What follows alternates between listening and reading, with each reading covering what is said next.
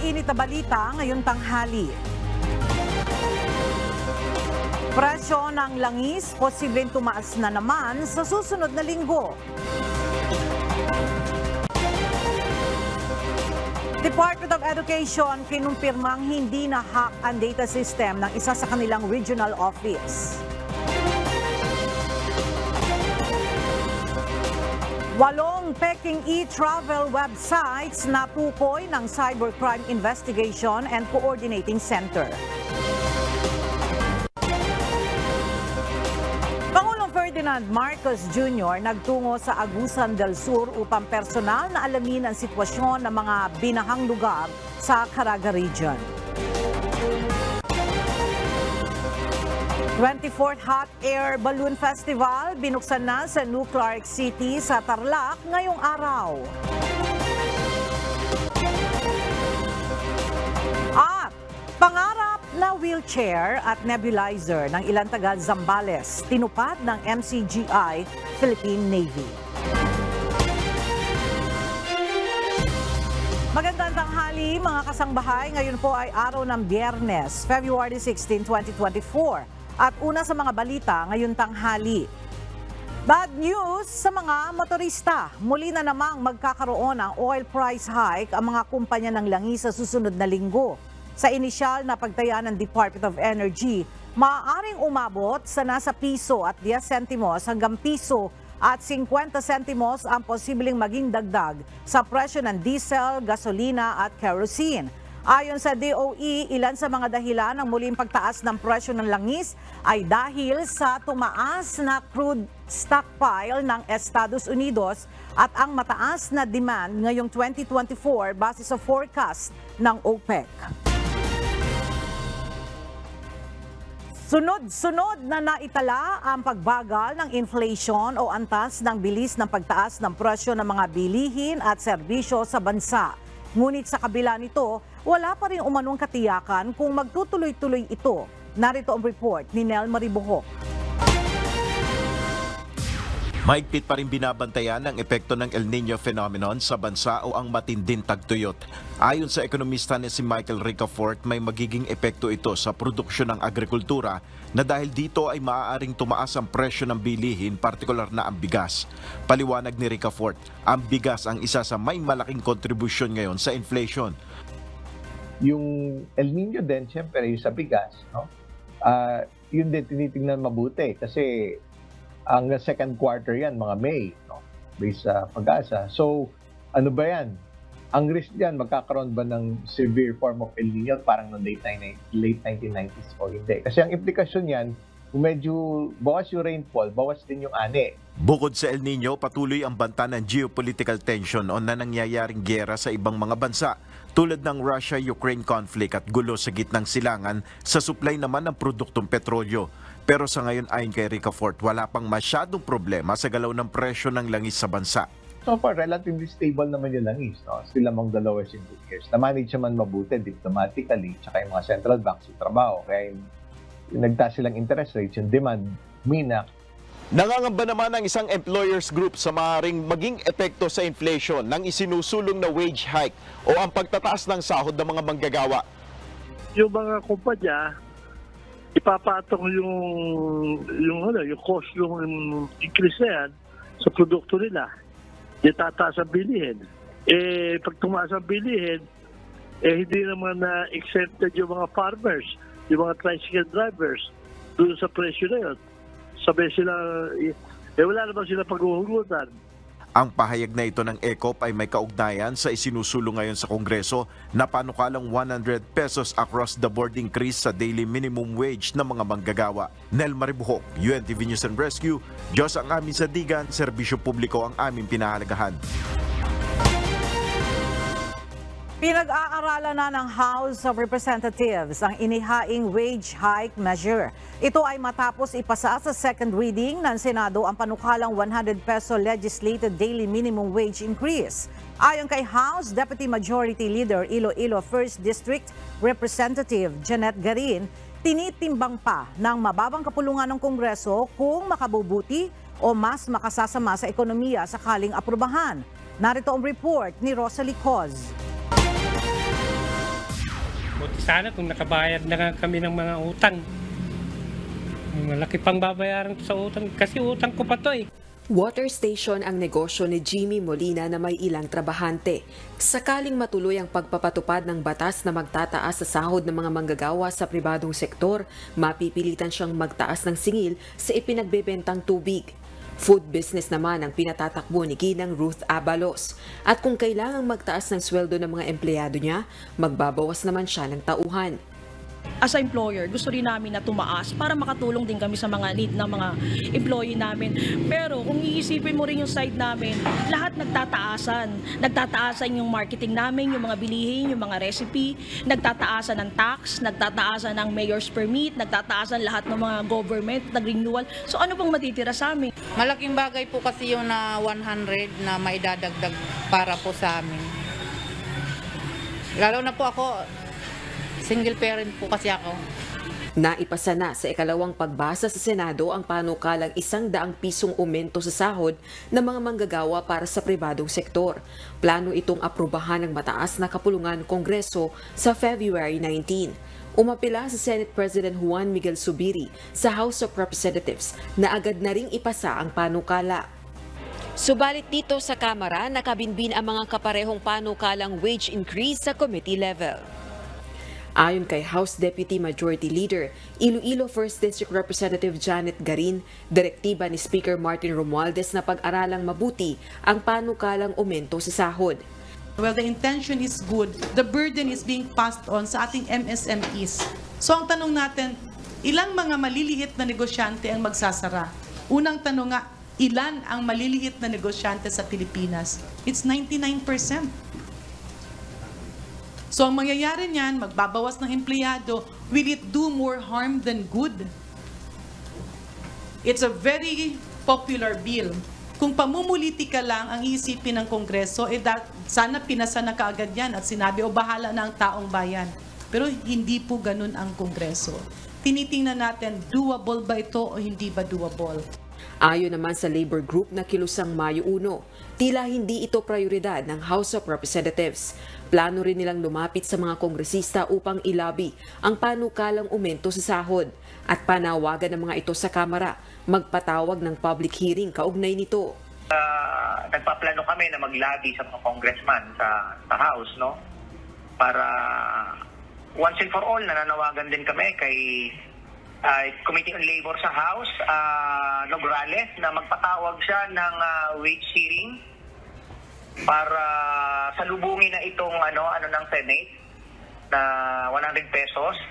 Kasi ang tingin namin, kung hindi ito sasalubungin ng Kongreso, hindi ito mapapakinabangan ng mga manggagawa.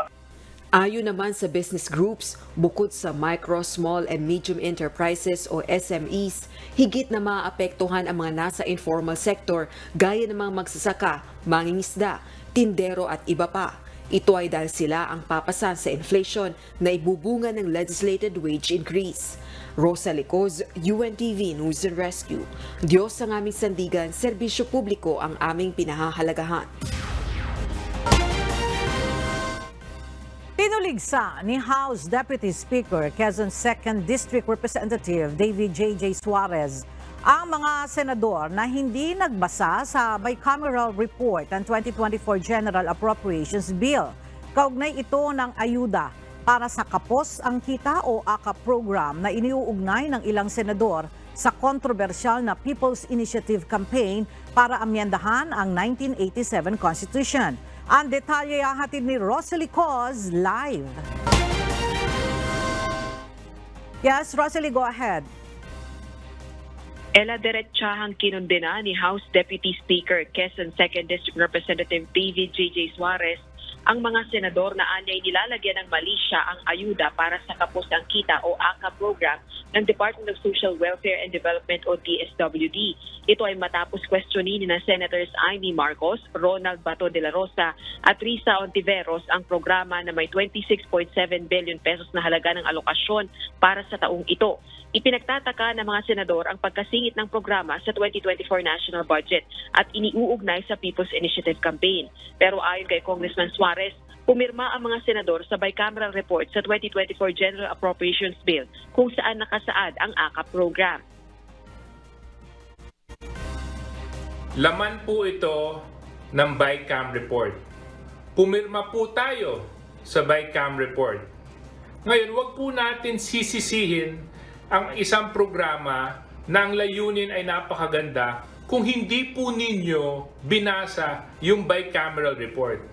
At kung hindi po kayo sumasang-ayon sa bicameral report na ipinasa po sa Senado, edi sana hindi po ninyo pinirmahan. Dagdag pa ng Deputy Speaker, hindi excuse ang kawalan ng kaalaman sa batas lalo na kung ang mga ito mismo ang pumirma sa batas. Ignorance of the law is no excuse. Ang AKAP program po ay isang napakagandang programa kung saan tutulong po ito sa mga vulnerable po nating mga manggagawa na tuwing magkakaroon ng sakuna o anumang problema, kagad-agad may bibigay na tulong ang ating pamahalaan. But wag po natin lalagyan ng mali siya ang isang napakagandang programa na pakikinabangan ng milyong-milyong Pilipino. Kabilang ang AKAP program sa insertion sa pambansang pondo na inaprubahan ng Bicameral Conference Committee kung saan kabilang nga ang ilang kongresista at senador. Batay sa DSWD, wala pa namang AKAP program budget na nagagastos dahil kasalukuyan pang binubuo ng kagawaran ng mga panuntunan sa pagpapatupad ng programa. Balik sa iyo, Ella. Maraming salamat, Rosalie Coz. Kumpiyansa si Pangulong Ferdinand Marcos Jr. na mas magiging maganda ang posisyon ng Pilipinas sa pagnenegosyo kung may sasakatuparan ng tuluyan ang submarine cable project. Kagabi, pinangunahan ng Pangulo ang lighting up ceremony para sa Philippine Domestic Submarine Cable Network. Narito ang report ni Nel Maribuhok. Naniniwala si Pangulong Ferdinand Marcos Jr. na magiging sagot sa problema sa internet ang Submarine Cable Network Project. Ito ang pinahayag ng Pangulo ng kanyang pangunahan ng paglulunsad ng Philippine Domestic Submarine Cable Network sa Makati City. Because of this connection, we now find a long-term solution that delivers high connectivity and high-speed internet for our people and facilitates the realization of the bagong Pilipinas that we envision for our country. Ang proyekto na ito ay isang undersea fiber optic backbone network infrastructure na may haba na 2,500 kilometers na kokonekta sa Luzon, Visayas at Mindanao. Ito ay sa pamamagitan ng 21 lugar na dadaanan ng submarine cable, kabilang na ang probinsya ng Quezon hanggang Zamboanga. Layo ng proyekto na ito na mabigyan ng maayos na koneksyon ng internet ang mga malalayong lugar ng bansa.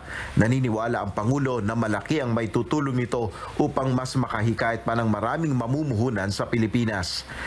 With this project, we will be able to better position our country as an even more attractive destination for technology-centric businesses such as hyperscale data centers and AI computing. We will also be able to provide faster internet, more efficient digital services to Filipinos located in both urban and rural areas of the country. Nel Maribuhok, UNTV News and Rescue, Diyos ang aming sandigan, serbisyo publiko ang aming pinahalagahan.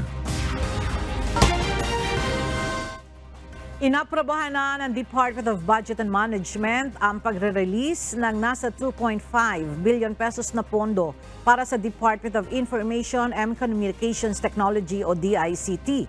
Ang pondo ay gagamitin para sa implementasyon ng Free Public Internet Access Program.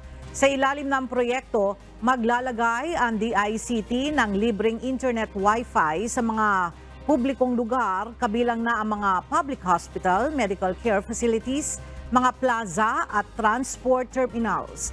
Gayon din sa government offices at public basic education institutions, maging sa state colleges and universities.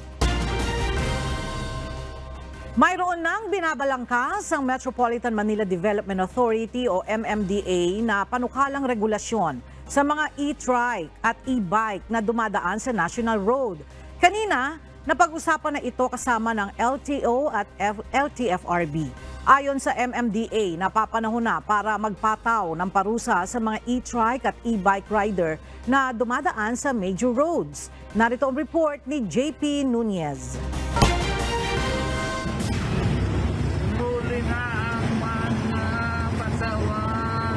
Naaalarma na rin ang Metropolitan Manila Development Authority o MMDA sa mga ulat ng mga electric bike o electric trike na dumadaan sa national roads gaya ng EDSA.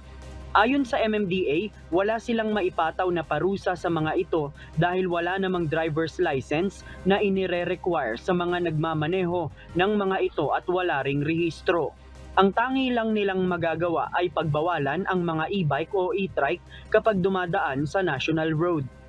Meron kaming difficulty enforcing dahil nga pag hinuli namin tas walang lisensya, kanino namin i-issue yung ticket?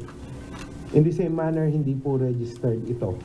So, hindi rin namin pwede issuehan ng ticket yung e-bike mismo or e-trike. Pinakita rin ng MMDA ang ilang mga kuha ng e-bike at e-trike na dumadaan sa major roads. Mayroon pang tila estudyante ang nagmamaneho at mayroon ding nasa gitna ng intersection habang naghihintay ng go signal sa traffic lights. Dahil dito ayon sa MMDA, nais nilang magkaroon ng pinag-isang regulasyon sa lahat ng mga e-bike at e-trike sa mga LGU sa Metro Manila. Mayroon ng balangkas na ginawa ang MMDA sa posibleng maging parusa sa mga e-bike at e-trike drivers na dadaan sa national road at kasama sa pinag-aaralan ang impounding ng mga ito. Ayon kay MMDA Acting Chairman Attorney Don Artes, ipapanukala ng MMDA sa Metro Manila Council ang planong regulasyon sa susunod na meeting ngayong buwan. Nakipagpulong din ang MMDA sa Department of Transportation, Land Transportation Office at Land Transportation Franchising and Regulatory Board upang pag-usapan ang planong regulasyon sa mga e-bike at e-trike. Ayon sa LTO, patuloy ang isinasagawa nilang pag-aaral para makapaglabas ng rekomendasyon sa DOTR hinggil sa patakarang ipatutupad. Ipinaliwanag din ni LTO Chief Assistant Secretary Vigor Mendoza na maaaring kailanganin ang amyenda sa Republic Act 4136 o Traffic Code at Evida Law. May mga probisyon kasi ang mga batas na ito na tila magkakontra pagdating sa restriction kung saan lamang dapat dumaan ang mga e-trike at e-bike. Tama po kayo, diba? Kailangan i-synchronize, so that's what we're trying to do now, trying to synchronize the laws, pero kung talagang hindi pwede, then probably a new law will be necessary to clarify the difference. Ayon sa MMDA, habang wala pa talagang bagong regulasyon na inilalabas ang LTO, ipatutupad muna nila ang kautusan ng DILG na pagbawalan ang mga e-bike at e-trike na dumaan sa national road. Pero hindi sila mapapatawan ng parusa at hindi rin mai-impound ang kanilang mga sasakyan. JP Nunez, UNTV, News and Rescue. Diyos ang aming sandigan, serbisyo publiko ang aming pinahahalagahan. Muling nagsagawa ng clearing operation sa kahabaan ng EDSA ang puwersa ng Metropolitan Manila Development Authority o MMDA ngayong araw. May ilang mga motorista naman ang nabigyan ng violation tickets. Mula sa Quezon City, makibalita tayo kay Jed Neresina live. Jed, kumusta ang isinagawang clearing operations ng MMDA? Marami ba ang naisyuhan ng violation tickets? Yes, Ella, binigyan ng violation ticket ng Metropolitan Manila Development Authority o MMDA ang mga nahuling lumalabag sa batas trapiko sa kahabaan ng EDSA. May ilang mga motor na nabigyan ng ticket dahil sa paglabag sa no-loading and unloading zone. Ang ilang sasakyan gaya naman ng taxi, Ella, ay nabigyan din ng ticket dahil sa illegal parking. May nahatak o nato naman na isang motor na nakapark sa ilalim ng Fernando Poe Jr. LRT Station dahil sa parehong paglabag. Wala kasi ang may-ari ng motor kaya agad itong hinatak ng MMDA at nag-iwan na lang ng ticket notice sa babalik na may-ari ng motor. Ngayon, Ella, wala pang kabuuang bilang na ibinibigay kung ilan ang nabigyan ng ticket, ngunit sa huling update sa atin ng MMDA ay may 49 violation tickets na ang kanilang na-issue. Ayan muna ang update. Balik sa iyo, Ella. Jed, meron ka bang napansin na meron ding nahuling dumadaan dyan sa kahabaan ng EDSA ng e-bike at e-trike? Kanina nga, Ella, sa pag-ikot namin ng MMDA doon sa kahabaan ng EDSA ay wala naman tayong napansing e-bike o e-trike na bawalan ng mga MMDA. Alright, maraming salamat. Maraming salamat sa iyo, Jed Neresina.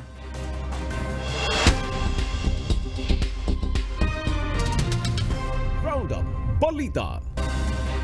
Walang nakompromisong impormasyon o datos sa anumang regional offices ng Department of Education. Ayon sa DepEd, base sa initial information na kanilang nakalap, hindi naman umano nakaranas ng hacking incident ang kanilang mga tanggapan sa anumang rehiyon sa bansa. Gayunman, sinabi ni DepEd Deputy Spokesperson Assistant Secretary Francis Bringas na iniimbestigahan pa rin nila ang napaulat na info leak. Ang naturang hakbang ng DepEd ay nag-ugat sa isang social media post na nagsasabing na hack ang isa sa mga tanggapan ng kagawaran at nakakuha sila ng mga data na naglalaman umano ng banking information, maging impormasyon tungkol sa mga estudyante, guro at iba pa. Natukoy ng Cybercrime Investigation and Coordinating Center o CICC ang 8 peking e-travel websites na nag-aalok umano ng travel pass kapalit ng 5,000 piso. Ito ay ang PhilippinesEntryDocs.com, SGTravelingDoc.com, EntryDocumentsCA.com, EnjoyVisitingNZ.com, TravelOnlineProcessing.com, OnlineTravelApplication.com, PHDiscovers.com, PhilippinesVacationsPH.com. Ang mga nasabing phase e-travel websites ay nakabase umano sa labas ng bansa. Iniimbestigahan na ng CICC kung mga Pilipino o dayuhan ang mga nasa likod ng mga ito. Nagmamadali na ang pamahalaan sa pagpapauwi sa 14 na Pilipino na nasa Gaza pa rin sa gitna ng plano ng Israel na military operation sa Rafah. Ayon kay Philippine Ambassador to Jordan, Wilfredo Santos, patuloy na nakikipag-ugnayan ang embahada ng Pilipinas sa Jordan, Egypt at Israel upang mailabas sila ng Gaza sa lalong madaling panahon. Ayon kay Ambassador Santos, nakailangan pa rin ng mga Pilipino na makatawid ng ligtas sa Rafah border papuntang Egypt.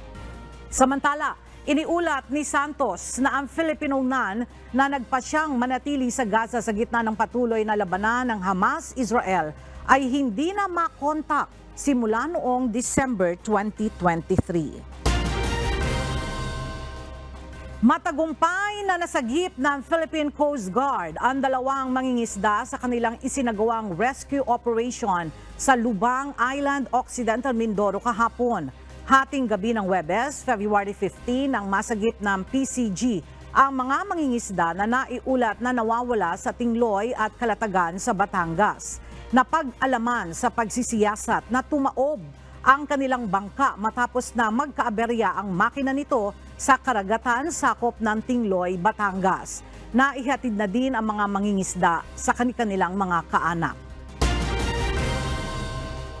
Isang panukalang batas na magkakaloob ng heartbreak leave at emotional support ang inihain sa House of Representatives. Ang House Bill No. 9931 ay inihain ni Cagayan de Oro City 1st District Representative Lordan Suan at may pamagat na Heartbreak Recovery and Resilience Act. Sa ilalim ng panukalang batas, bibigyan daan ng pagkakaroon ng heartbreak leave sa mga empleyado sa pribado at pampublikong sektor na nakaranas ng emotional distress dahil sa breakup. Bibilang ng 1 hanggang 3 business days ng unpaid heartbreak leave per calendar year para sa mga empleyadong nasaktan dahil sa breakup o paghihiwalay. Naglabas na ng withdrawal form ang Commission on Elections o COMELEC para sa sino man na gustong bawiin ang kanyang pirma mula sa signature sheet na isinumite sa COMELEC para sa People's Initiative. Narito ang report ni Dante Amento.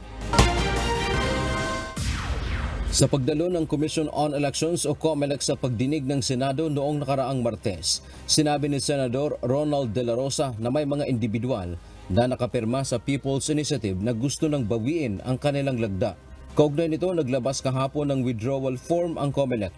Ayon kay Chairman George Erwin Garcia, ito ay para lang may malinaw na pamamaraan kung paano mababawi ang pirma. So at least lang, ngayon nagbigay kami ng ganyang klaseng form, and nasa sa kanila yan kung i-accomplish nila. Ang form na ito ay maaring kunin sa lahat ng tanggapan ng election officer ng komisyon sa buong bansa. yan naman, pwede rin natin maging available sa website ng COMELEC para kung sa palagay nila, kaysa sila ay pumunta pa sa local COMELEC, gusto nilang mag-print na lamang, pwede rin po yun. Yan naman ay isasabit lang sa atin. At least lang, as far as the COMELEC is concerned, at least nagbigay ka ng intention mo na wini-withdraw mo na yung iyong pirma o lagda. Nakasaad sa withdrawal form na binabawi ng isang individual ang kanyang pirma o lagda mula sa signature sheet para sa People's Initiative na isinumite sa COMELEC nitong nakaraang Enero.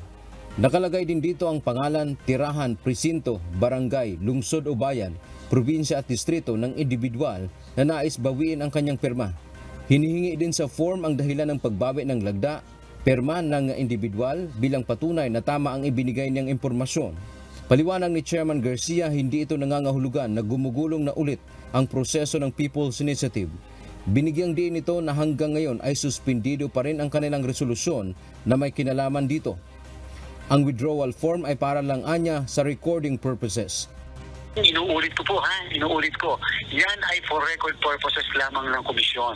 Sapagkat hanggang sa kasalukuyan, suspended ang proceedings, suspended ang COMELEC Resolution 10650 at hindi yung yung pamimigay na yan ng form o pagpirma ng mga kababayan natin at pagsasabit sa COMELEC ay pag-resume o pag-lift ng suspension order. Dante Amento, UNTV, News and Rescue. Diyos ang aming sandigan, serbisyo publiko ang aming pinahahalagahan. Naaresto ng mga otoridad kahapon ang Filipino financial conduit ng Islamic State of Iraq and Syria sa Indanan, Zulu. Ayon kay PNP Chief Police General Benjamin Acorda Jr., naaresto si Mirna Mabanza sa bisa ng warrant of arrest sa paglabag sa anti-terrorism law. Narito ang report ni Leia Ilagan. Malaking dagok sa mga terorista ang pagkakaaresto kay Mirna Mabanza, ang sinasabing financial conduit o nagdadala ng pera sa mga terorista sa Mindanao mula sa Islamic State of Iraq and Syria o ISIS. Ayon kay Criminal Investigation and Detection Group Director, Police Major General Romeo Karamat Jr., si Mabanza ay nasa listahan ng United Nations Security Council at itinuturing na global terrorist. She was arrested by virtue of a warrant of arrest for violations of Terrorism, Financing Prevention and Suppression Act of 2012 or what we call the Republic Act 10168 and the Anti-Terrorism Act of 2020. Kabilang sa mga nabigyan umano ng pera ni Mabanza ay ang grupo ni Isnilon Hapilon. Sinasabing nasa 107,000 o katumbas ng halos 6 na milyong piso ang iniabot ni Mabanza kay Hapilon noong taong 2016. Marami nang dumating sa ating bansa, una $7,000 and then $100,000 US dollars and then facilitating yung mga pumapasok na armaments dito sa ating bansa, particularly in Southern Mindanao. Si Mabanza ay byuda ng isang Malaysian terrorist na miyembro ng ISIS. Naaresto si Mabanza sa bisa ng warrant of arrest sa kasong paglabag sa anti-terrorism law sa Barangay Pasil, Indanan, Sulu. Leia Ilagan, UNTV, News and Rescue. Diyos ang aming sandigan, serbisyo publiko ang aming pinahahalagahan. Mas palalakasin ngayon ng Philippine National Police ang kanilang kampanya laban sa cybercrime. Ito ay matapos ang direktiba ng Pangulo sa pagdalo nito sa isinagawang command conference kasama ang matataas na opisyal sa Campo Crame. Mula sa Camp Crame, may report si Leia Ilagan live. Leia, ano ang mga hakbang na gagawin ng PNP para mapalakas pa ang kanilang kampanya laban sa cybercrime? Magandang tanghali sa iyo, Ella. Kabilang nga dyan ang pagsasanay ng mga pulis sa bawat istasyon ng pulisya at syempre yung pagdaragdag daw ng mga gamit sa mga istasyon para nga sa paglaban dito sa mga cybercrime. Ella, tiniyak ng pamunuan ng Philippine National Police ang kanilang pagsunod sa direktiba ni Pangulong Ferdinand Marcos Jr. na pagpapalakas nga ng kampanya laban sa cybercrime. Kaya naman sinabi ni Chief PNP, nagpapatuloy ang training ng mga pulis sa mga istasyon para sa pagsasagawa ng mga cyber patrolling. Paliwanag pa ni Chief PNP, itinuturing nilang malaking hamon ang pagbabantay sa mga nangyayaring krimen sa internet. Kaya kinakailangan aniyang palakasin ang kanilang cyber capability at communication equipment. Matatandaan, Ella, sunod-sunod ang cyber attack sa ilang ahensya ng pamahalaan kung saan bukod sa nahack ang website ng mga ito ay nakatanggap din ang ilan ng bomb threat sa mga email. Maliban dyan, Ella, umakyat na rin ang kaso ng cybercrime sa bansa na umabot sa 21,300 noong nakalipas na taon mula sa 13,890 lamang noong 2022. Ella? Maraming salamat, Leia Ilagan. Bumisita ngayong umaga sa Agusan del Sur sa Caraga Region si Pangulong Ferdinand Marcos Jr. Personal na inalam ng Pangulo ang sitwasyon ng ating mga kababayan na naapektuhan ng mga pagbaha sa ilan pang parte ng Mindanao. At para sa detalye, makibalita tayo kay Nel Maribuhok live. Nel, may karagdagang utos ba si Pangulong Marcos Jr. upang matulungan ang mga biktima ng pagbaha? Yes, Ella, iniulat kay Pangulong Ferdinand Marcos Jr. sa situational briefing sa prosperidad sa Agusan del Sur ang halaga ng pinsala ng infrastruktura at agrikultura na sinira ng mga pagbaha dulot ng trough ng low pressure area sa Caraga Region.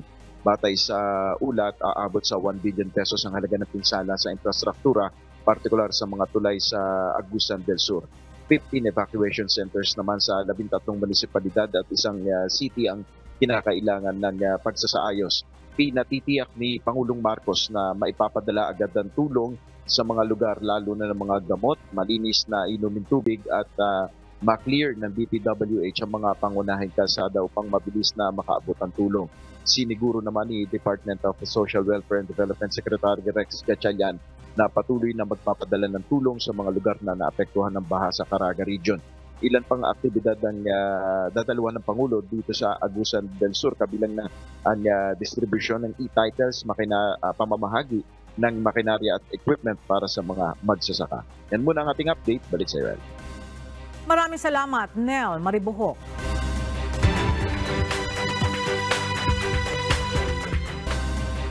Pinagdedebatehan ngayon ng mga konsela o ng konsehal sa Baguio City ang planong reorganization sa committee heads ng LGU.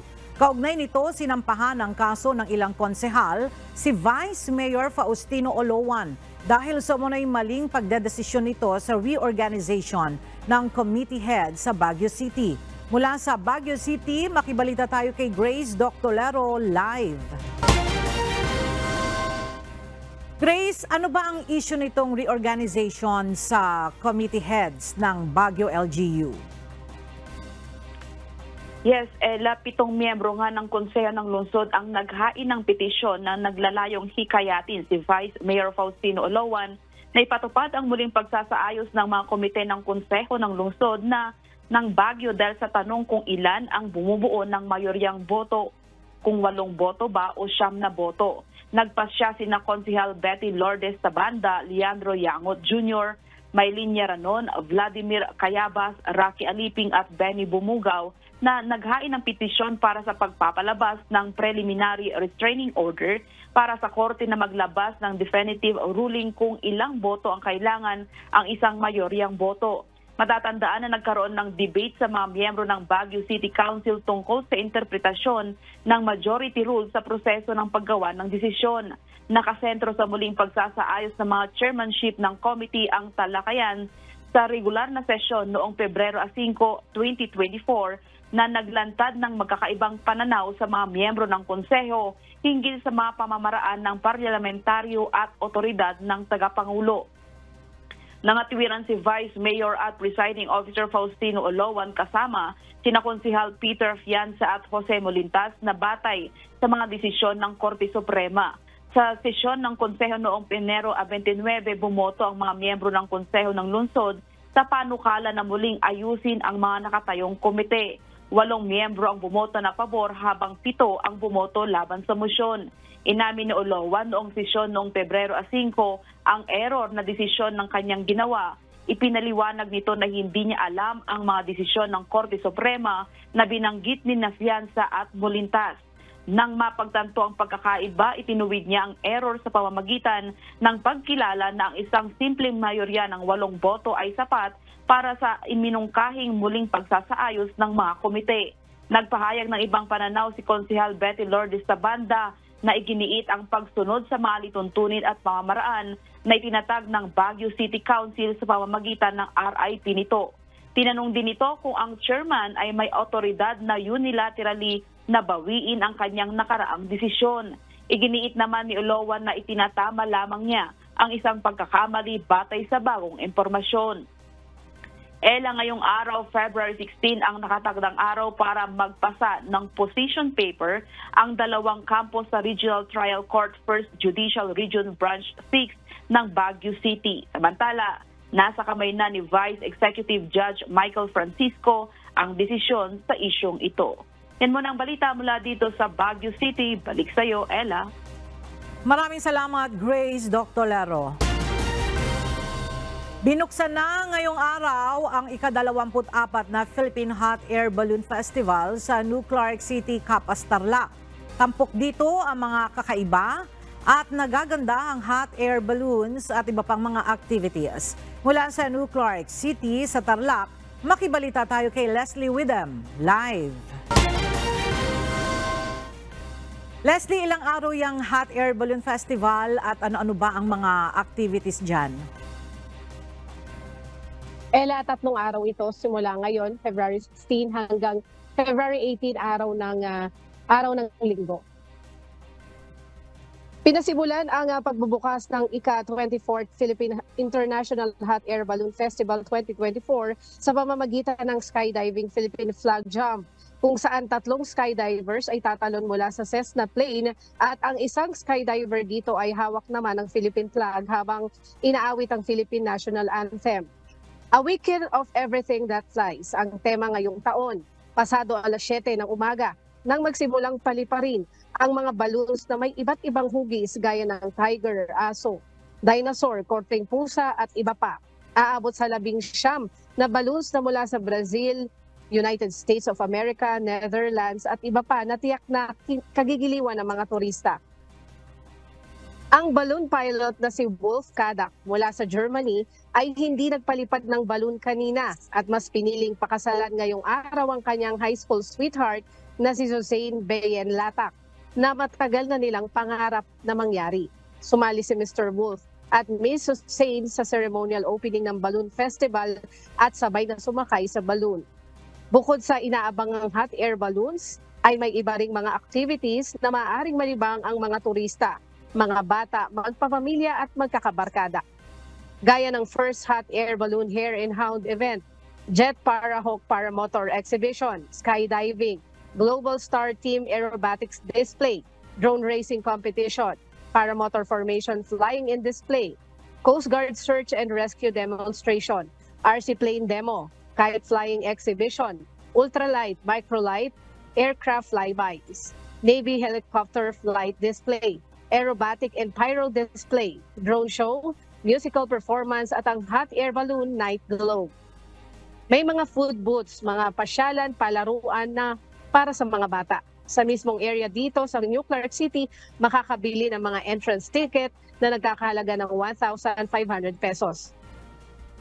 Sa mga may sariling sasakyan na gustong pumunta dito, ito naman ang mga ruta na maaaring daanan sa mga manggagaling sa Tarlac City, southbound via MacArthur, kung mula sa Manila northbound via MacArthur Highway, Manila northbound via SCTEX Dolores Exit, Manila northbound SCTEX New Clark City Exit.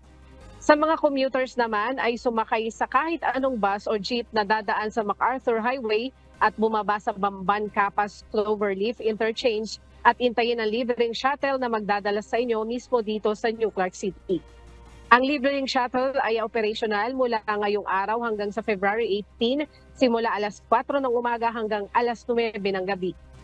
Bukas na at maaari na ring daanan ang iconic bridge ng Clark papunta dito sa New Clark City. Ang mga may hawak na ticket gaya ng e-ticket, physical ticket, event bracelet ang unang papapasukin. Magtatagal ang Balloon Festival hanggang sa Linggo. Matatanda ang taong 1991 nang pinasimula ng kauna-unang Hot Air Balloon Festival sa Clark Freeport Zone sa Mabalacat City, Pampanga. At yan muna ang balita mula dito sa Kapas Tarlac. Balik sa iyo, Ella. Maraming salamat, Leslie Widem.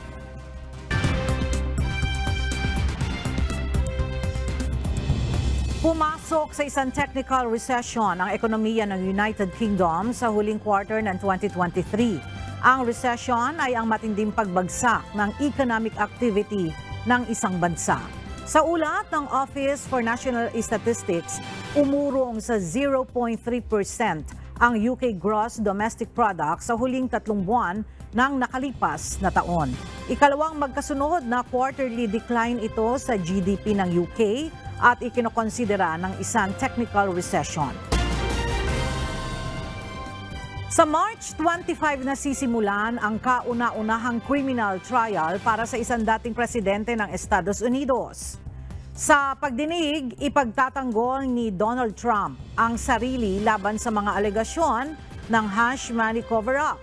Bago ito, hiniling ni Trump sa isang korte sa New York na ipagpaliban o tuluyang i-dismiss ang trial. Gayunman, hindi nagpa-impluwensya ang judge sa argumentong maapektuhan ng trial ang presidential campaign ni Trump. Nagpadala ng mga sundalo ang Israel sa isang ospital sa Gaza kung saan sinasabing itinatago ang mga hostage ng Hamas. Nangyari ang raid kasunod ng ilang araw na matinding bakbakan sa pagitan ng Israeli troops at Hamas militants sa paligid ng Nasser Hospital sa Khan Yunis.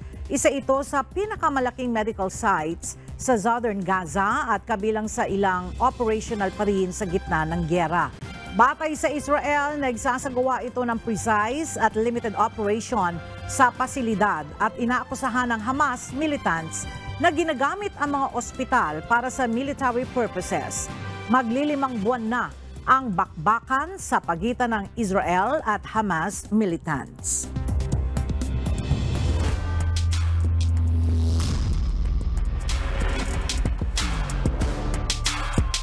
Nagtapos na ang second round eliminations ng UNTV Cup Season 10. Nakuha ng SSS Kabalikat at Department of Agriculture Food Master ang automatic slot para sa semifinals.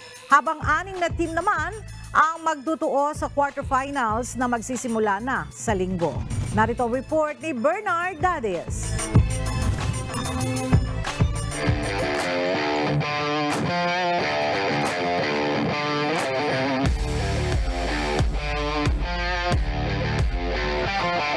Kompleto na ang 8 koponan na aabante sa next round ng UNTV Cup Season 10 sa pagtatapos ng second round elimination sa Nova Desi Convention Center sa Quezon City. Umani ng makasaysayang tagumpay ang Department of Agriculture Food Masters. Simula nang sumali sila sa Liga ng Public Servants. Sa unang pagkakataon, pumasok na sila sa semifinals matapos tagpasin ang Ombudsman Grapbusters sa matinding bakbakan na nagtapos sa score na 101-84. Ipinamalas ng Food Masters na itinuturing na isa sa mga dark horse ngayong Season 10 ang kanilang determinasyon na makapasok sa semifinals. Well, compare mo sa last 2 games na talo kami, much more aggressive kami, lalo sa first quarter. Kasi yung last 2 games na talo kami, talagang very slow start kami. So at least ngayon, makita mo naman, maganda yung intensity ng players. Yung hard work sa defense. May mga players kami na contain kahit paano. Ayon sa coach ng Ombudsman, nasunod naman ang kanilang inihandang game plan, subalit sadyang may mga nag-step up na player sa kalaban na hindi nila agad natapatan. Nasunod naman lahat, kaya lang talaga meron din silang counter game plan, ano? So, hindi kami masyado nakaklose sa mga shooters nila.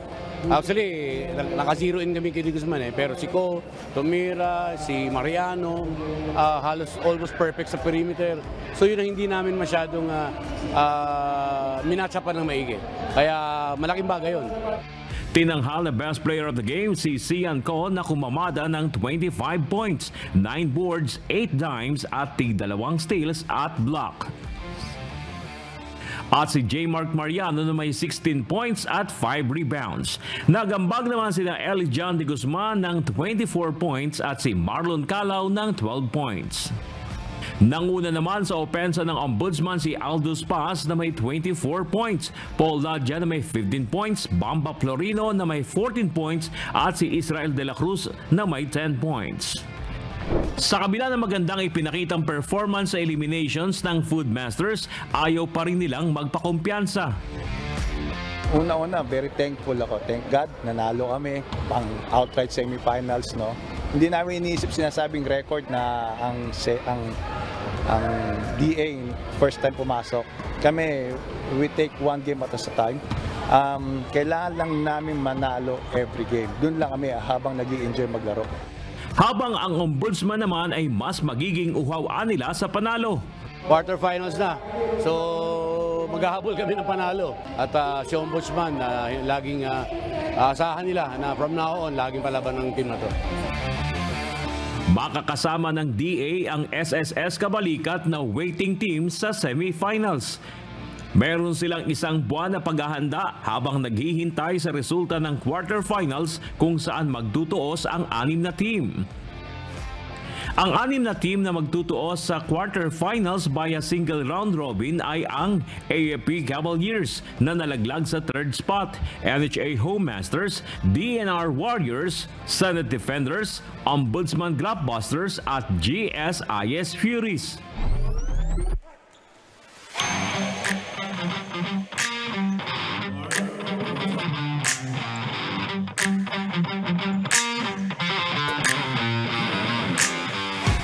Samantala, kahit maituturing na non-bearing game na ang laban ng Malacanang team OPPMS Trailblazers at PNP Responders, nagpamalas pa rin sila ng exciting ball game kahapon. Katunayan, makailang ulit na nag-deadlock dahil kapwa ayaw patalo at nais tapusin ng liga na may baon na panalo.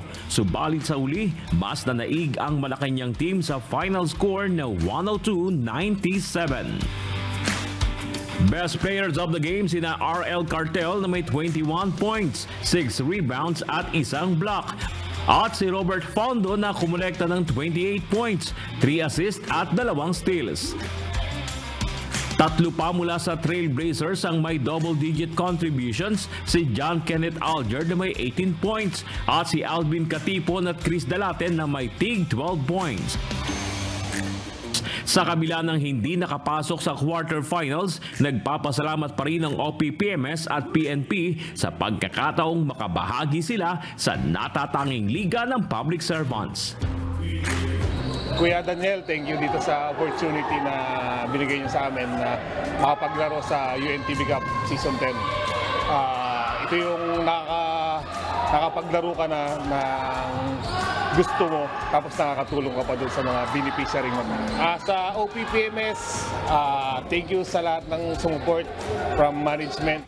Suportahan niyo po ang UNTV Cup, Sports and Charity, napakagandang liga na naglalaro ka na, nakakatulong ka pa. Bernard Dadis, UNTV News and Rescue. Diyos ang aming sandigan, serbisyo publiko ang aming pinahalagahan.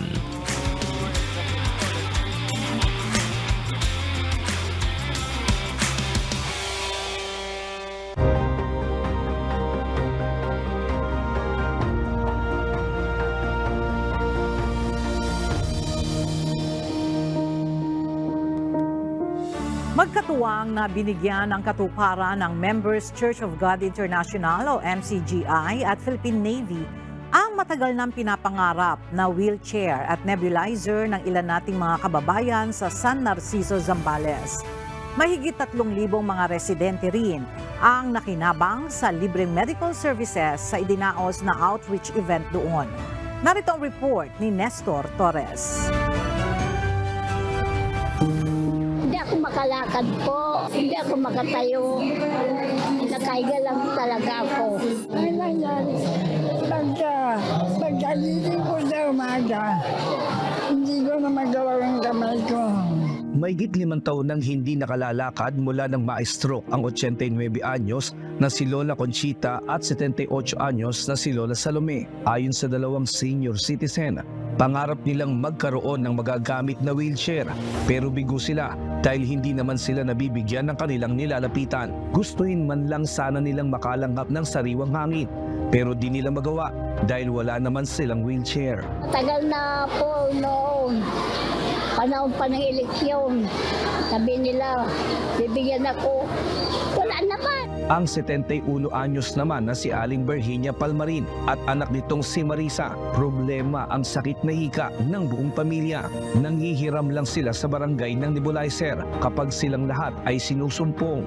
Ngunit may mga pagkakataon na wala silang magawa at nagtitiis na lang ng sakit kapag walang mahiraman na nebulizer. Nagdadasal na lang po kami sa Panginoon, ganun, para tulungan kami. Opo, siya po, minsan muntik na siyang namatay noon dahil sa hika niya eh.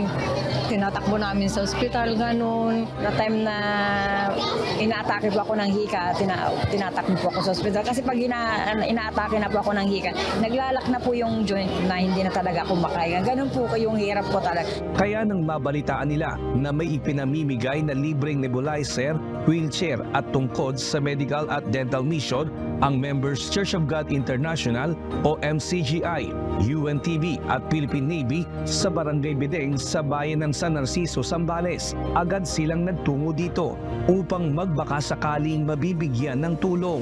Hindi naman sila nabigo dahil napagkalooban sila ng pangarap na wheelchair at nebulizer. Salamat sa Panginoon na binagyan ako ng wheelchair. Ay, masayang masaya. Kung makatayo lang sana po ako noon pa. Paano masaya nga at nagkaroon ako ng gano'n. Ang tagal ko lang hangad na magkaroon ng gano'n. Ang Panginoon ang nagbigay sa akin ito po. Hindi ako pinabayaan ng Panginoon. Masaya ako. Meron akong gagamitin sa wheelchair. Nagpasalamat po ako sa Diyos po. Binigyan po ako ng upuan. Maraming salamat po at nakakuha kami ng nebulizer. Talaga po, malaking tulong sa amin po ito para hindi na kami pumunta sa ospital, kung saan-saan po. Hihiram kami sa barangay, ganun po. Kaya maraming salamat po. At may sarili na kaming gamit, mag-iina, mag-aapo. Iba't ibang public services din ang ipinaglingkod ng MCGI, UNTV at Philippine Navy sa idinaos na outreach program kasabay ng pagdiriwang ng anibersaryo ng hukbong dagat ng bansa. Natulungan din ang mga estudyante at mga guro mula sa paaralan ng Bideng, San Pascual at La Paz Elementary School. Malaking bagay po itong medical and dental mission ng Navy po.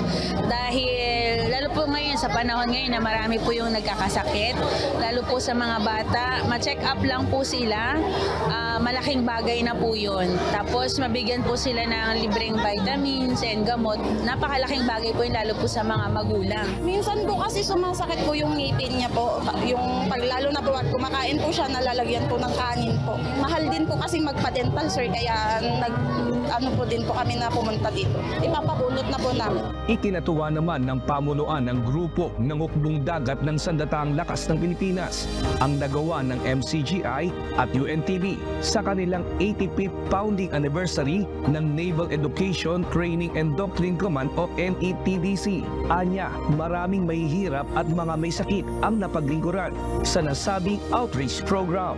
Nais nilang ipagpatuloy ang magandang relasyon sa MCGI at UNTV para mas marami pa silang matulungan ng mga mahihirap at nangangailangan. We never expected na ganito kalaki yung activities na gagawin nila.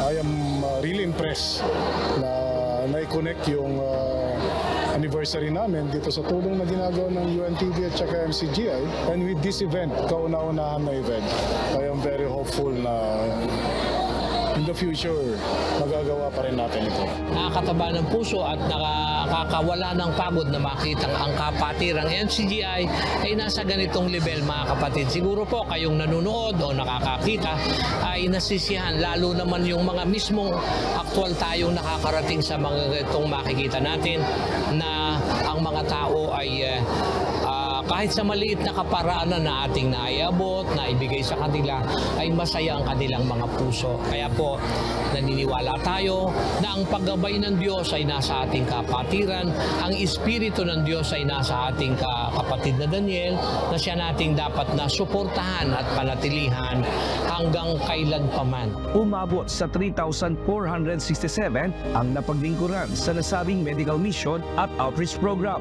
na nakapag-avail ng libreng optical, medical, dental at legal consultation, libreng gamot at libreng gupit sa mga kalalakihan. Bukod pa ang libreng grocery na naipamahagi sa mga residente ng bayan ng San Narciso, Zambales.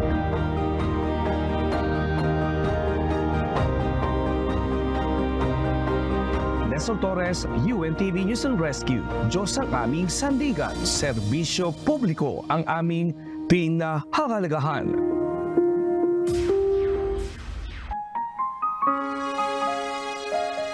At sa ating iiwang mga salita ng Diyos na ating sandigan mula sa aklat ng Juan, Kapitulo 8, versikulo 12 na nagsasabi, muling ang nagsalita sa kanila si Jesus na sinasabi, ako ang ilaw ng sanglibutan.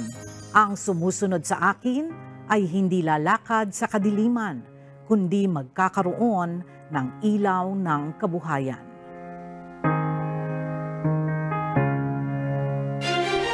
At yan ang mga balitang aming tinutukan at inaksyonan dahil sa aming pagbabalita, una ang pagkalinga sa kapwa. UNTV News may balita saan mampanig ng daigdig at dito sa UNTV, Diyos ang aming sandigan, serbisyo publiko ang aming pinahalagahan. Magandang tanghali at happy weekend!